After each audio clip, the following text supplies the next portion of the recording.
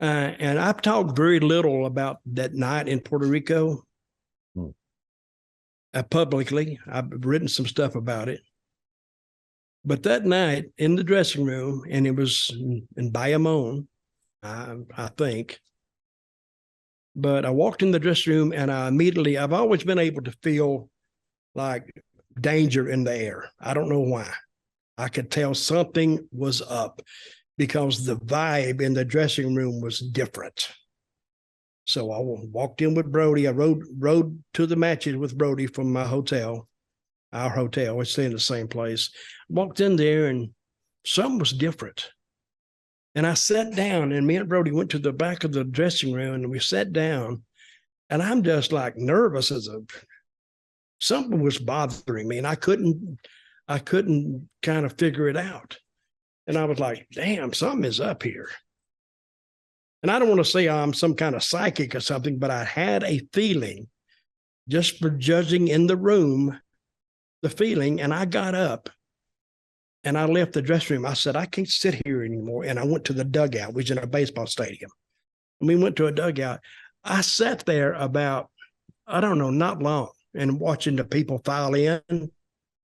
And I stayed there maybe 5 minutes. And then I went back to the dressing room, and it had already happened. I heard a bunch of screaming, a bunch of noise coming, and you got to go down the tunnel. And I hear the noise get louder and louder and louder the closer I got. And it's only like 50 feet, 60 feet maybe. And when I got to the steps to go up into the locker room,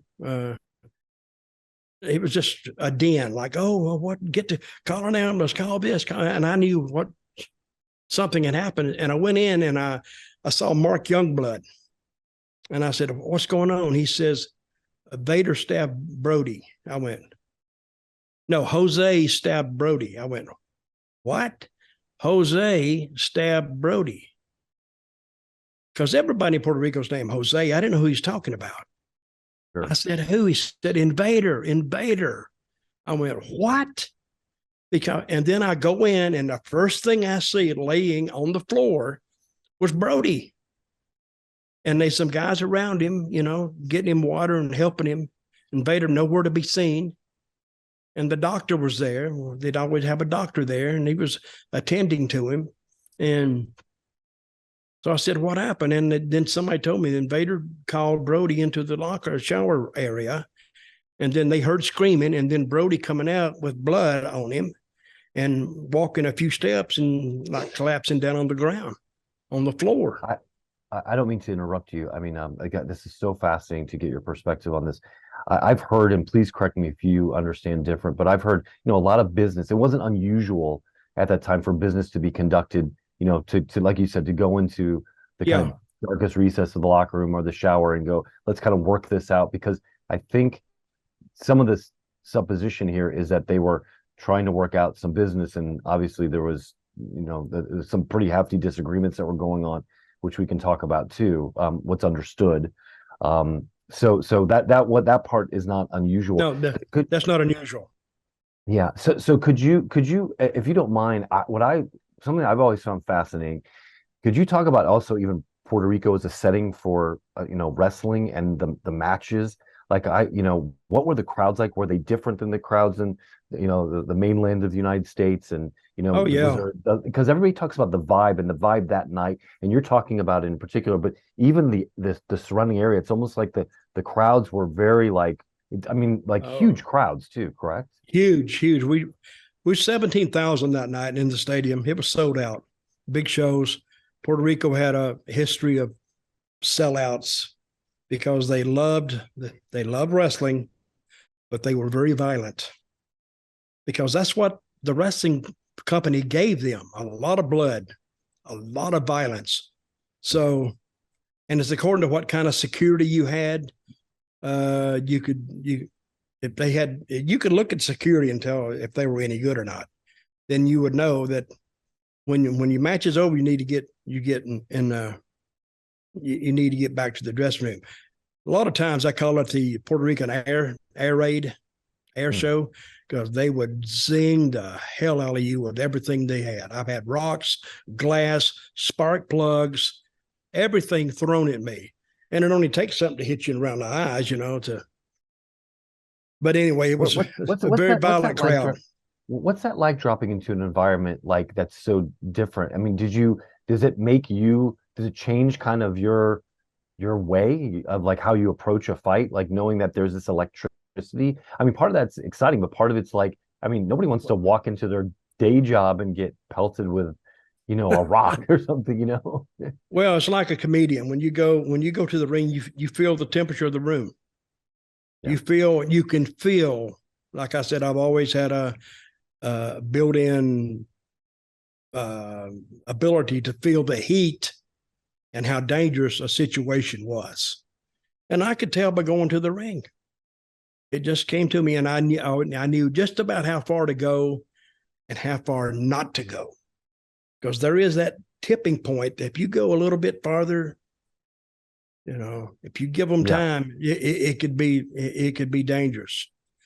But back to my story, and I went to the room, it was a pandemonium.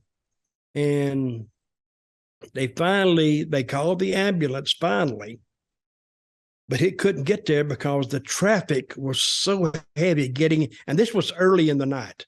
Say the matches would start, it says 8:30. Puerto Rico, they have their own time. It might be 9:15 when they start, whenever they want to, basically. And the ambulance, somebody actually saw one on the street and knew what was going on, but there were some phone calls made, and they told them to get to the stadium, and they were close, and they got to the stadium. And then when they got down there, they saw Brody laid out, and it took them forever to get him out of the dressing room. And the little Puerto Rican paramedics, Brody was so big, they couldn't get him up the steps. And I remember Tony Atlas grabbed the end of it and took him up, took it to the ambulance, and they put him in, and Tony went to the hospital with him. I mean, part of the lore, whether this is, and I can only imagine over so many years, things kind of become, mythologized in their own way. But that Tony, who was there, who has said in stories, and I don't want to speak for him, but you can kind of Google stuff and see different interviews that he's done, that he was right there. He came in the locker room right away when he heard, I think, 2 screams, actually, and he came right into the locker room. But he actually had to, there's a lot of confusion, as I understand it, too. Yes. Because you have, again, people not understanding, is this part of the show? Is this part of reality? What's really going on? But he actually physically, and like you said, Brody was a big guy. Supposedly, Tony scooped him up with his bare hands and carried him to the ambulance, because the ambulance, the original, like when they first called, the authorities to come and, everything was that, they couldn't get to him because the crowds were so deep and the traffic outside. So it took an hour, as I understand it, to even get any help. And that was crucial time because, Bruiser was still alive. He was still communicating to some extent. He was mortally wounded, but was still, cognizant and coherent, as I understand. Did you see any sign of that? Did you see any sign of life with him, or No, he was talking. No, he was talking. He was talking. Okay, yeah. He was talking to Carlos, and I think Brody, and I'll get to another point in just a minute. I think Brody kind of realized that this might be it, because he told Carlos, "Tell my wife I love her." That's what he said. I remember Carlos told me that. I mean, I didn't hear him say that, but Carlos told me that. And it took the ambulance so long for help to get there. You know what he died from, right? He died from blood loss. Yeah, blood loss. Yeah, absolutely. Sure. And the reason they took him to the hospital, and he was in the hospital, but they couldn't stop the bleeding. They actually did two surgeries on him. They did one to fix what was cut, and I'll get to another point in just a minute. But then they saw he was losing more blood, and they went back in the second time, and they stitched him back up, but they could not stop it. I don't know why they couldn't stop the blood. I don't know why. He was in a hospital. Seemed like that would be one of the things they would know, I guess. But after they got him out, Tony come back about an hour later. and he's raising hell. And Vader's brother was in the dressing room. I remember him saying in Spanish, somebody told me he said in Spanish, he might need to shut up. He could be next. I tell you, the dressing room was, now not only did you have to worry about the fans, now the Americans were in a hostile dressing room, and it shouldn't have been that way. Yeah. Now, I don't think most of the guys would have bothered us because they didn't much like Vader to begin with. But, and we went to the ring that night, got the matches over. I mean, my heart wasn't in it then, because something like that happens. See, dressing rooms are sanctuaries. That's where you run to. If you're in trouble, you run to the dressing room. And if you got like 20 people after you, you want to try to get some support, and you run to the dressing room. Now we didn't even have a sanctuary in the dressing room because it's a hostile place. Yeah. So nothing happened, and I got up and I took a quick shower, and I don't remember seeing blood on the floor, but I did earlier when I stepped in there and looked, there was some blood. But I took a shower, hopped in the car, and I asked, where did they take Brody? And they said Centro Medico, which is Hospital Central or something, center. Mm-hmm. And I got there and we pulled in. I forgot who was with me. And this is about 2 o'clock in the morning. And I saw a guy walking outside smoking a cigarette, but he had the blue scrubs on. And I went up and I said, hey, do you speak English? And he said, oh, yeah, I speak English. I said, they brought a wrestler in here, earlier. Is he okay? And they went, oh, the big guy? He said, I don't know. It's touch and go with him. That's all he said. I said, can I see him? He said, no, you can't see him. He's in surgery. So, and then I left. Then I went back to my hotel, the hotel that me and Brody were staying in. And I stopped by the desk and I asked the receptionist, I said, listen, if Brody, Frank Goodish, he gets any calls, put them through to my room, because I knew Barbara and I didn't even know her then. I said, I knew she'd be calling. And I says, put it through to my room. They said, okay. She said, okay, this lady did, young girl. And about 4 o'clock, phone rang. And it was a lady, and it was Barbara. It was Brody's wife. And she's from Australia or New Zealand. I forgot which one now. New Zealand, yeah. But they met in Australia, yeah. Yeah. Sydney. And she told me who she was, and is everything okay, and what's going on. And I knew it was pretty serious, but I didn't think he would die. I think it was just something that got out of hand. But I had no idea. I mean, that inkling never crossed my mind that he could die. And I told her that there'd been a run-in, a fight, I think a scuffle. I said, I don't know. And I think it would be wise for her to get the next flight to Puerto Rico. And so she said, okay. And I guess she jumped on the next flight. She was in San Antonio or around San Antonio somewhere. That's right. And she got there the next morning. But before she left, I got up about 8 o'clock because I couldn't sleep. Maybe it was 7 o'clock. And I went down, and the same girl that was working the night before was there. I says, can you get me Centro Medico? Let me call the hospital. And I called. And I asked, put me through to Frank Goodish's room. And there was a pause. And they said, sir, they spoke English. Mr. Brody, Mr. Goodish, he didn't have a room. I said, well, he came in there last night. Then they checked. And then I don't know if they're supposed to tell you this over the phone or not, but she says, he died last night. Man, all I just turned white. And I, what are you going to say? I just said, okay, thanks. And the girl said, how is he? And I says, he died. And she started crying.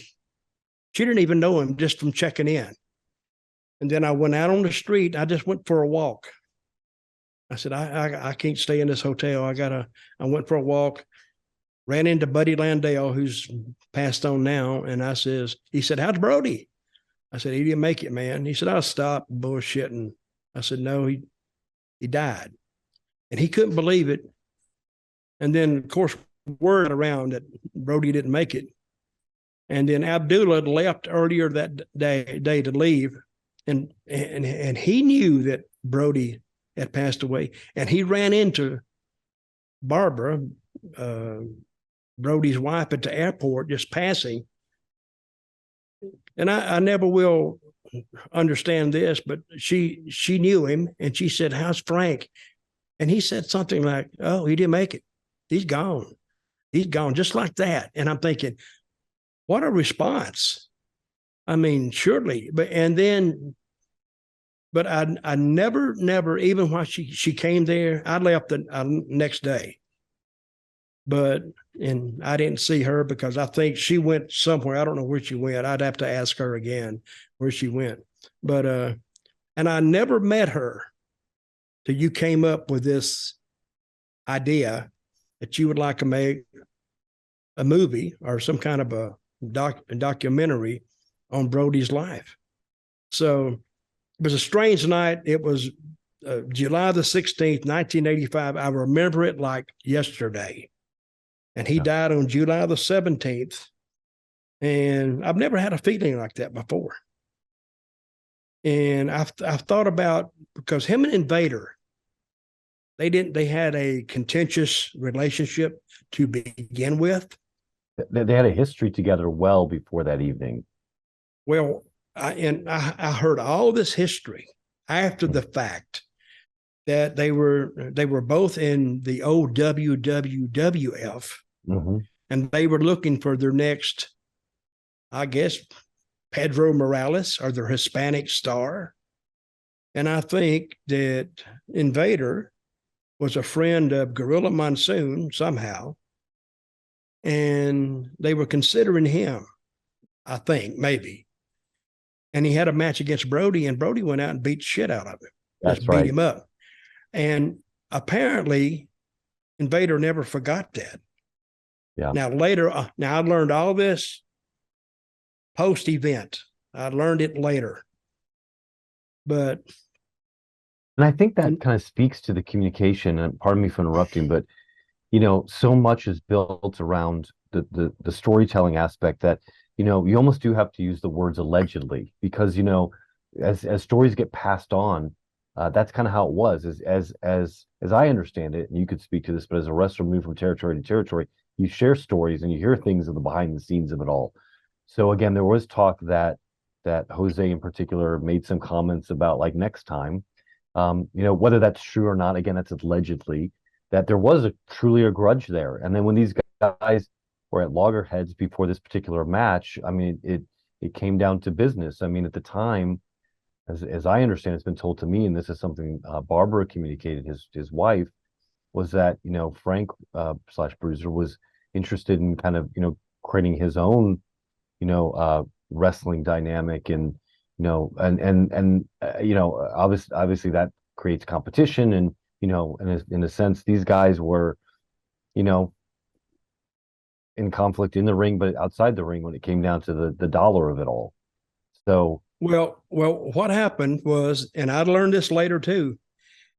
See, Gorilla Monsoon owned a piece of that company. That's right. Yeah. And Bruiser and Abdullah owned a piece of it. I didn't know that. And Brody wanted to buy in. That's right. He wanted to buy in. Now, let me go back 3 months before the incident with Brody. Invader lost his 3-year-old daughter. She found drowned in a swimming pool. Now his life is falling apart, or is already fallen apart.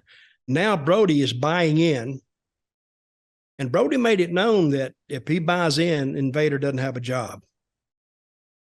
So not only has he lost his daughter, now he's going to lose his job. Now this is the second time that Brody's kind of in his head, cut off an opportunity for him. Yeah. And I've thought about this and I've never said this publicly. And I sat down and I wrote, and I sent it to James.